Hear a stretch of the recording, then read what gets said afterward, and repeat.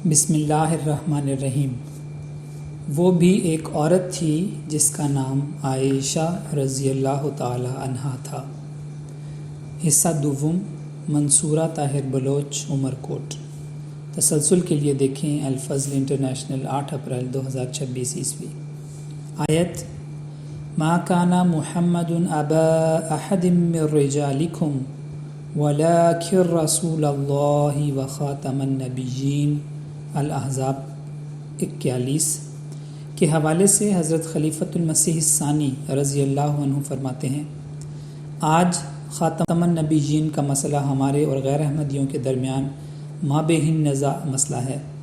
ہم یہ کہتے ہیں کہ رسول کریم صلی اللہ علیہ وسلم کے بعد آپ صلی اللہ علیہ وسلم کے تابع نبی آ سکتے ہیں، لیکن غیر احمدی یہ کہتے ہیں کہ رسول کریم صلی اللہ علیہ وسلم کے بعد نبوت دروازہ ہمیشہ کے لیے بند ہے اور کسی قسم کا کوئی نبی نہیں آ سکتا، اور اسی اختلاف کی وجہ سے سال ہر سال سے ہمارے اور ان کے درمیان یہ جھگڑا چلا آتا ہے۔ اس جھگڑے کو ایک عورت نے کیا اچھا حل کیا ہے۔ حضرت عائشہ رضی اللہ تعالی عنہ نے اس خطرے کو محسوس کیا کہ لوگ اس غلطی میں مبتلا نہ ہو جائیں کہ آپ صلی اللہ علیہ وسلم کے بعد کوئی نبی نہیں آ سکتا، کیونکہ آپ یہ جانتی تھیں کہ خود رسول کریم صلی اللہ علیہ وسلم نے اپنے بعد ایک نبی کے آنے کی پیش گوئی فرمائی ہے، اور قرآن کریم میں آپ صلی اللہ علیہ وسلم کے متعلق یہ پیش گوئی ہے کہ آپ صلی اللہ علیہ وسلم کی بعثت دوبارہ ہوگی، اور آپ یہ بھی جانتی تھیں کہ مردے دوبارہ زندہ نہیں ہوا کرتے، اور آپ صلی اللہ علیہ وسلم کی بعثت سے مراد آپ صلی اللہ علیہ وسلم کا بروز ہے۔ حضرت عائشہ رضی اللہ تعالی عنہ اس بات کو سمجھ گئیں، لیکن بعض دوسرے جلیل القدر صحابہ اس بات کو نہ سمجھ سکے۔ الازہار للذوات الخمار۔ پھر فرمایا، عورتوں کو یاد رکھنا چاہیے کہ اللہ تعالیٰ کے حضور مرد و عورت برابر ہیں، اور مردوں کی طرح وہ بھی ترقی کے مدارج طے کر سکتی ہیں۔ رسول نے اپنی ایک بیوی کے متعلق فرمایا ہے، خذوا نصف دینکم من هذه الحمیرا، یعنی نصف دین عائشہ رضی اللہ عنہ سے سیکھو۔ اور ہم دیکھتے ہیں کہ حضرت عائشہ رضی اللہ عنہ نے ایسے اہم امور میں مردوں کی رہنمائی کی ہے کہ حیرت ہوتی ہے۔ رسول کریم صلی اللہ علیہ وسلم کی باتوں کو سمجھنے میں انہیں کمال حاصل تھا۔ بسا اوقات مردوں کی عقل وہاں تک نہ پہنچتی تھی جہاں ان کا دماغ پہنچ جاتا تھا۔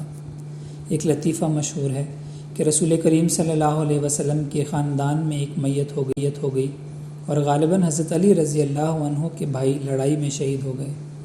عورتوں کو سخت صدمہ تھا، وہ بین کر کے رونے لگیں، اور چونکہ یہ بات منع ہے اس لیے کسی نے آ کر رسول کریم صلی اللہ علیہ وسلم سے ذکر کیا۔ آپ صلی اللہ علیہ وسلم نے فرمایا، جاؤ جا کر ان کو منع کرو۔ نے منع کیا مگر وہ نہ رکی۔ اسلام اس وقت ابتدائی حالات میں تھا اور عورتوں کی تربیت مکمل نہ ہوئی تھی۔ اس نے پھر رسول کریم صلی اللہ علیہ وسلم سے آ کر عرض کیا کہ وہ باز نہیں آتی۔ آپ صلی اللہ علیہ وسلم نے فرمایا، فاحسوا فی افواہہن التراب، یعنی ان کے منہ پر مٹی ڈالو۔ اس شخص نے واقعی مٹی اٹھائی اور جا کر ان کے منہ پر ڈالنی شروع کر دی۔ حضرت عائشہ رضی اللہ تعالیٰ عنہ کو علم ہوا تو آپ نے اس شخص کو ڈانٹا اور فرمایا، تم مرد ہو لیکن اتنی عقل نہیں رکھتے کہ رسول کریم صلی اللہ علیہ وسلم کے اس ارشاد کا مطلب سمجھو۔ آپ صلی اللہ علیہ وسلم کا مطلب یہ تھا کہ ان کو ان کے حال پر چھوڑ دو، یہ نہیں کہ واقعی ان پر مٹی ڈالو۔ تو حضرت عائشہ رضی اللہ تعالیٰ عنہ نہایت فہیم عورت تھیں۔ حضرت مسلم موعود رضی اللہ عنہ کو لجنہ امائلہ کی دینی تعلیم کی بہت فکر تھی۔ پر نظر ڈالیں تو اکثر دیکھا جاتا ہے کہ دنیاوی تعلیم کو بہت اہمیت دی جاتی ہے، مگر دینی تعلیم کے بارے میں عموماً یہ سوچ لیا جاتا ہے کہ دنیاوی تعلیم کے بعد دینی تعلیم بھی سیکھ لیں گے۔ حالانکہ حقیقت یہ ہے کہ جس طرح دین کو دنیا پر مقدم رکھنا چاہیے، اسی طرح دینی علم کو بھی دنیاوی علم پر ترجیح دینا ضروری ہے۔ یہ بات درست ہے کہ دنیاوی علم بھی خدا تعالیٰ کی عطا کردہ ایک نعمت ہے، مگر دنیاوی تعلیم دینی تعلیم کے بغیر بیکار ہے۔ اس بارے میں حضرت مسلم موعود رضی اللہ عنہ ایک اور جگہ فرماتے ہیں، آج کل ہمارے ملک میں بھی اعلیٰ تعلیم پانے کا اور ڈگریاں حاصل کرنے کا بھی میں نہیں سمجھتا کہ سکندر یا تیمور کو ملک فتح کرنے کا اتنا شوق ہوگا جتنا آج کل کے ماں باپ لڑکیوں کو اعلیٰ ڈگریاں دلانے کے شائق ہیں۔ آج کل عورتوں میں ڈگریاں پانے کا جنون پیدا ہو رہا ہے۔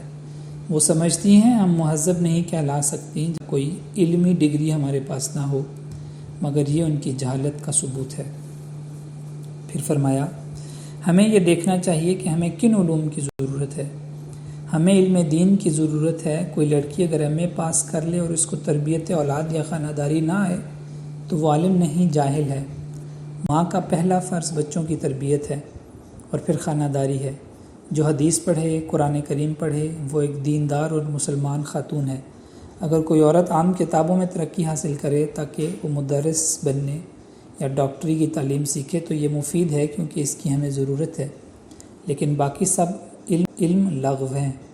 میں کہتا ہوں بی اے ایم اے ہو کر کرو گی کیا؟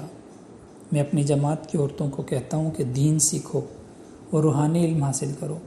حضرت رابعہ بصری یا حضرت عائشہ صدیقہ رضی اللہ عنہا کے پاس ڈگریاں نہیں تھیں۔ دیکھو، حضرت عائشہ رضی اللہ تعالی عنہا نے دین سیکھا اور وہ نصف دین کی مالک ہیں۔ مسئلہ نبوت میں جب ہمیں ایک حدیث کی ضرورت ہوتی ہے تو ہم کہتے ہیں جاؤ حضرت عائشہ رضی اللہ تعالی عنہا سے سیکھو۔